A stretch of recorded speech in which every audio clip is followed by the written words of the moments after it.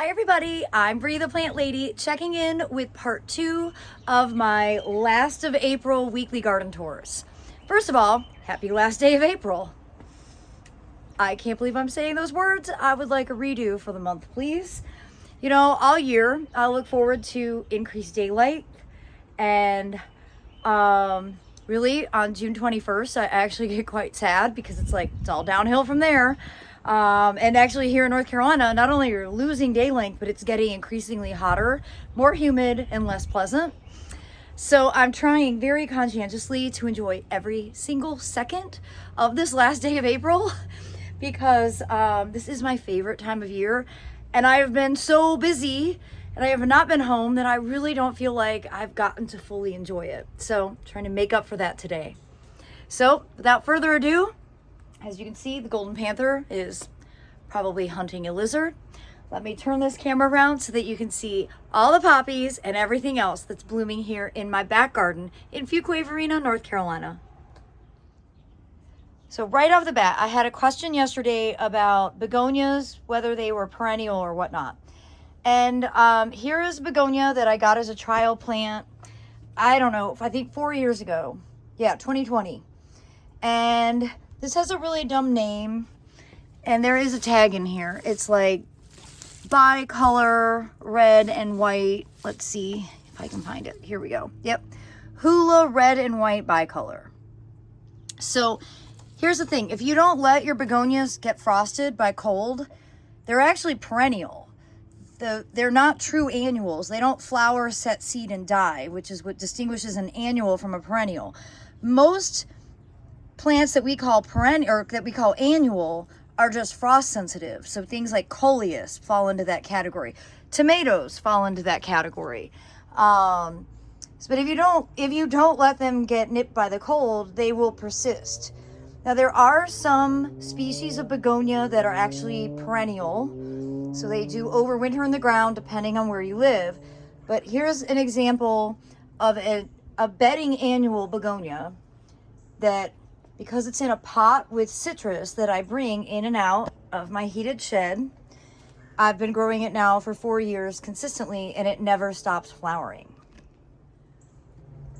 Now there are a bunch of other begonia species, like the dragon wing begonias, and they're really spectacular, but they melt in the summer heat here in North Carolina. I had a bunch of those to trial last year, and I loved them and loved them and loved them, and then all of a sudden, like, I don't know, the end of July, they all died. Just like really overnight, they all died. So begonias aren't something that I'm particularly infatuated by. However, I'm not gonna dismiss the fact that this is a pretty reliable plant, and I've been contemplating, I think I'm gonna go ahead and repot this container this year, give it some fresh soil, maybe a bigger container. I might even plant some of the begonias in the ground just because I don't necessarily need to keep overwintering them.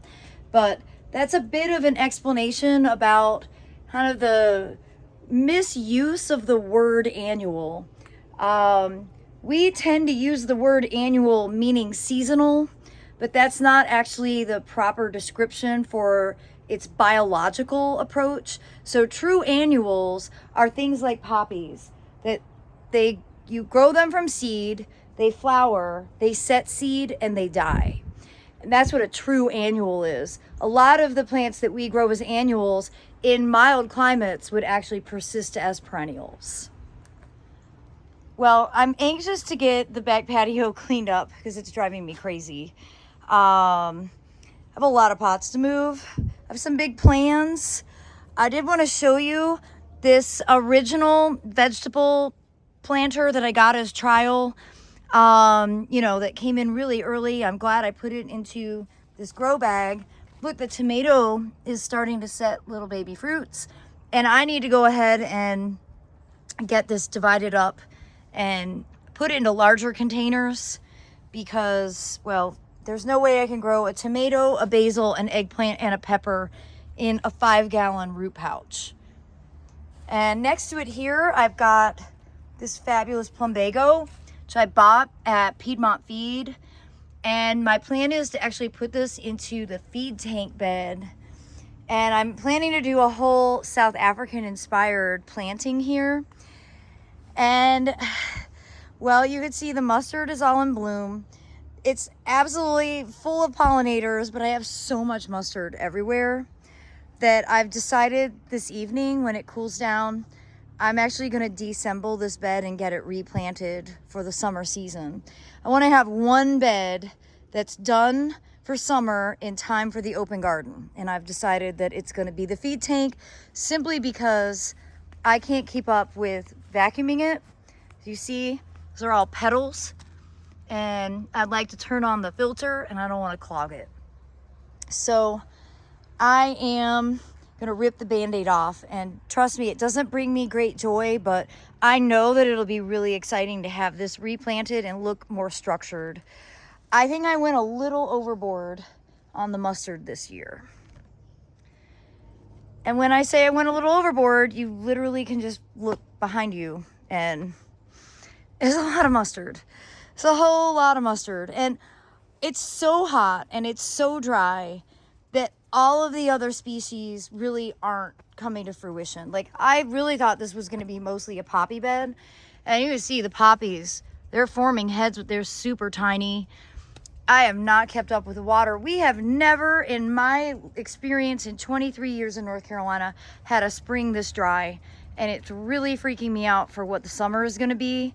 I've got 2 sprinklers running right now. I don't know why the news isn't talking about it, because we are really, really dry. And you can see the plants are showing it. And I don't know, I might get on a roll and like clear more of this out, even though there's a lot of pollinator activity. The bees absolutely love the mustard. If I can get that to focus. But I am feeling a little claustrophobic. I'll just confess that. With this view, it's a little not structured enough even for my take. And I have kind of a loose cottage garden style. And even for me, this is a little too much. So I'm gonna go ahead and start with the feed tank bed, take it one bed at a time. But it certainly doesn't help that we're in the upper 80s, we have 90s in the forecast, and we don't have any substantial rain. So there's really like no relief in sight. It feels like it's the middle of June right now, not the last day of April. Well, and you can see how, again, everything is just so dry. This is kale. You see it's all wilty. It's quite sad looking. I think I'm actually just gonna go ahead and cut at least some of this back because I don't actually need that much kale seed.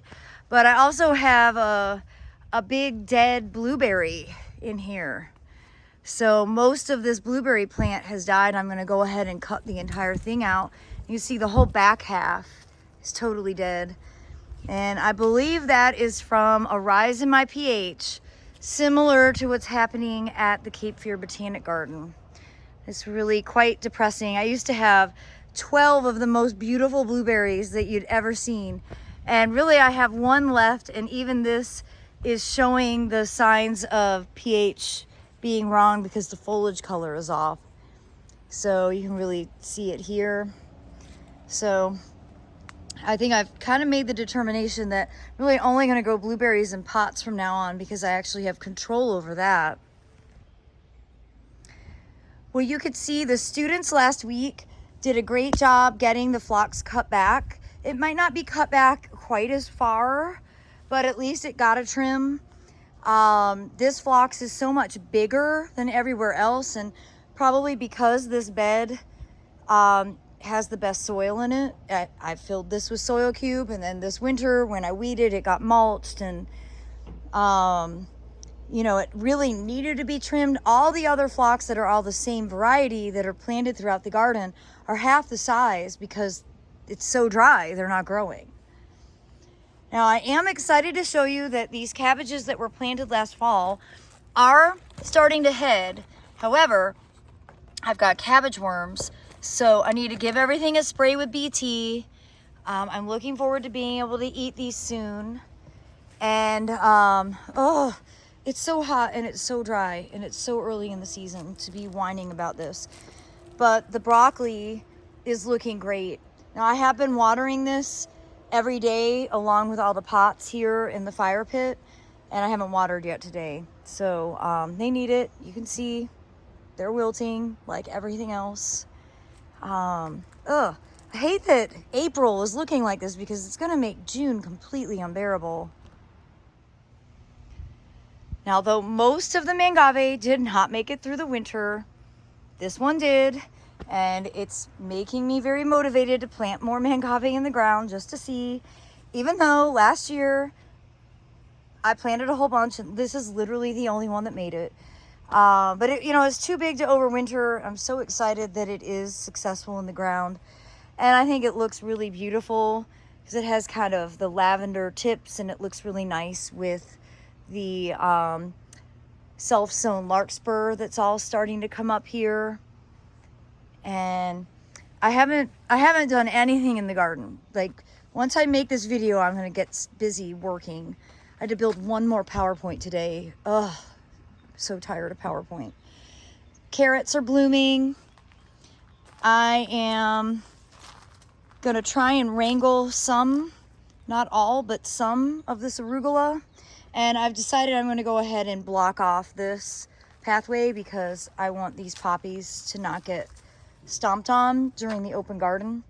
So though I was aiming to have this pathway opened, it's not going to be open. And speaking of plant material samples, I still haven't gotten my sample back from this redwood, and I haven't cut it down yet because the stuff that isn't dying looks great. Like, it's healthy new growth. Look at that. But it's definitely dying. I mean, there's no question. It's not alive. It's not going to live for much longer. I just need to cut it down. I just need to pull the Band-Aid off. I'm emotionally connected to this plant. I don't want to kill it, but something has killed it. I don't see any sign of borer. Although more than likely that's what it is, because here at this property, ambrosia beetle is almost always the problem. Ambrosia beetles killed back all of my pomegranates, which is why they're so small. These have been planted 13 years. They died all the way to the ground as a result of ambrosia beetle 2 years ago. So it wouldn't be a total shock to me if this is infested with ambrosia beetle. And it's just trying its hardest to put out some new growth to be able to stay alive, but I'm not going to put the pesticide out to deal with the ambrosia beetle, so I just kind of have to deal with the consequences of that. I wanted to show you that Riveting Rosy Magnolia is just about to open, and this is such a special plant. I got this from Dr. Kevin Paris down at Spartanburg Community College, and well, you can see nice big fat buds. All of the potatoes that are planted here, of course, they're dry, even though they get watered every day. They're already starting to show signs of senescing, which is likely because it's so incredibly hot, even though it's just the end of April. And lots of poppies about to come in this border. You can see maybe a day or two away. I've got some that are, in fact, opened here. Nice big self-sown lavender one, looking quite beautiful. But this area is really putting on a show. Obviously the corn poppies look incredible. I'm a little surprised that these are all red. Usually I have more diversity in color. But again, self-sown breadseed poppies, that really pale lavender. I love this color. Everything's doing very well through here, and this pathway isn't totally impassable, so I'm gonna do some hand weeding in here. I love these larkspur. I especially like this variegated kind of pink to purple one, which again is self-sown. And well, my next round of broccoli and cauliflower are all growing well. They're wilty because it's 1,000,000,000 degrees right now, but I'm gonna give everything some more water because I want to be able to harvest some broccoli and cauliflower still. Well, the nigella are just about to start opening. They haven't opened yet, but you can see the buds very clearly. It's going to be awesome. And the California poppies just continue to really do their job. I'll make a separate video showing the native gardens. I'll do another native garden tour because the seeded annuals look so amazing over there, and all of the native perennials are starting to really come back to life. So as we come over to this big side property border, again, Nigella, not quite open, but really close. Definitely very soon. You can see all the cabbage worm moths, but a very healthy population. They're actively laying eggs on everything. And again, just to show you how hot and dry we are right now. I mean, look at this poor Edgeworthia. It's so wilted, and I already ran a sprinkler over here today. So that's not making me feel very confident that it's getting enough water from the sprinkler. I'm pleased. I'm also a little shocked at how tall the Nigella gets. And you may remember that I planted a whole bunch of hydrangeas in here, and they're like half the size of the seeded annuals. And, you know, I gave a talk last week to the American Hydrangea Society, and I just straight up told them, like, I don't want any more 2-foot tall hydrangeas. I need hydrangeas that actually get to a relevant size. My annuals are bigger than these shrubs. So they don't work for me. They may work for other people, but they don't work for the style of gardening that I like to have. I need a hydrangea that's going to be like 4 foot tall. It doesn't get covered up by, by Nigella. I mean, look, there's a hydrangea down there. The Nigella is twice the size. So that's just my 2 cents. This border is really starting to perk up, though. You can see a lot of larkspur is starting to open. We've got some poppies that are blooming. We've got bachelor buttons and a color that I'm really excited about. Let me go show you that up close. So I've been disappointed by the bed out front because most of the bachelor buttons are blue, which is their normal color.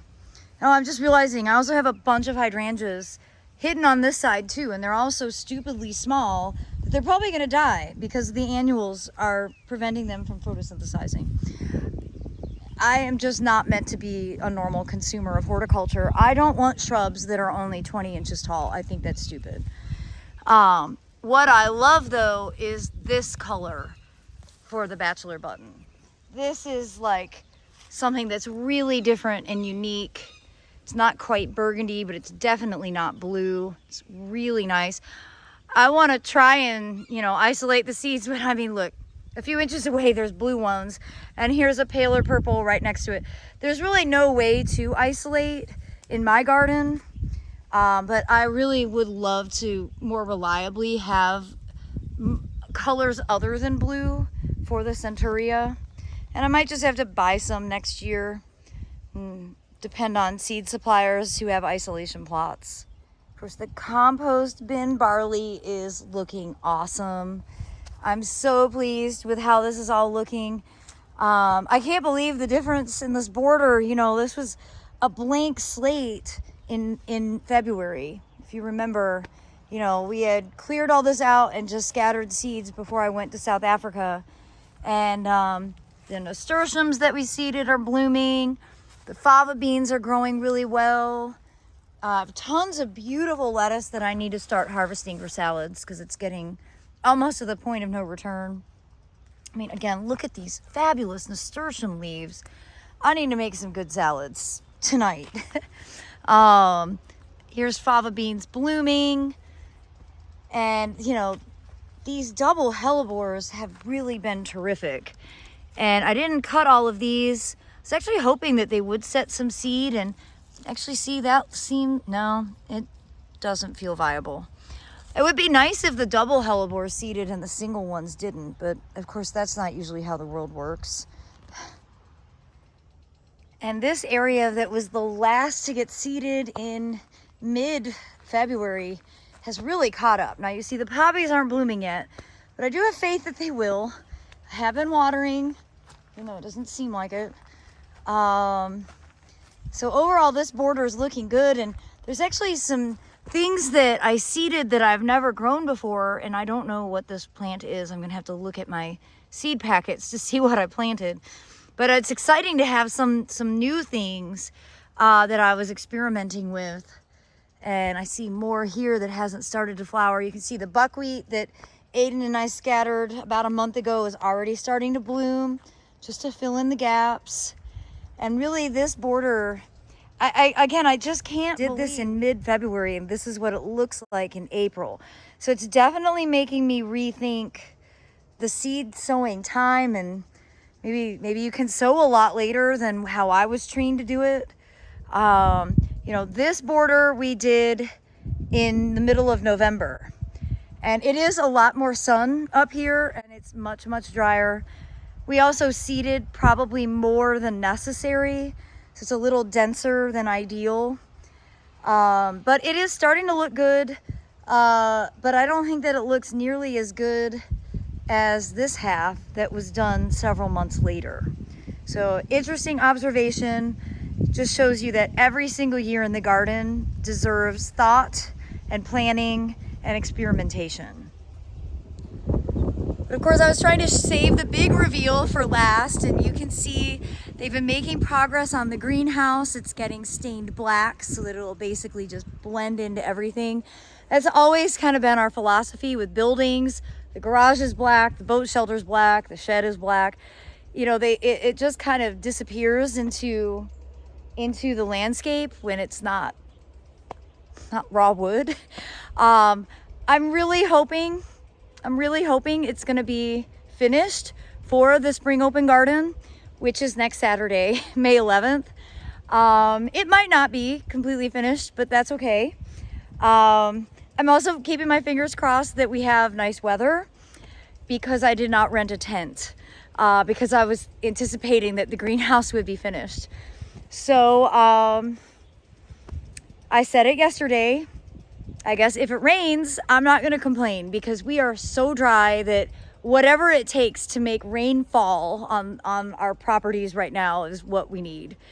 I'm more afraid that it's going to be like 95 degrees and you're going to feel like you're going to melt and die, and we won't have the shade of a tent to be able to duck under and make it enjoyable.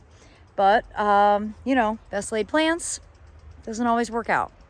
But I do hope that you will plan to come for a visit.